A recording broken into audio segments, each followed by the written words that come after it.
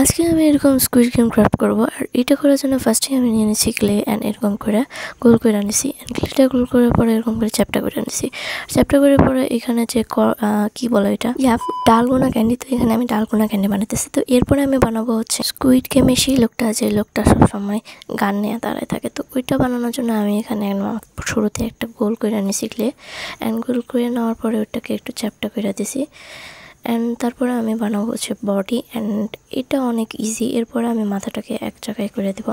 এরপরে আমি দুইটা হাতও লাগাই দেব অ্যান্ড তারপরে দুইটা পাও লাগাই দেব।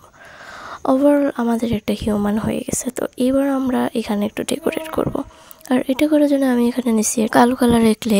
আর এখানে আমি একটা সর্বনাশ করে ফেলাইছি, যে উপরে আমি প্রথমে পাকনামো করে লাগাইতে গেছিলাম, বাট হয়নি, ওইটার আবার তুইলা লাগাইতেছে।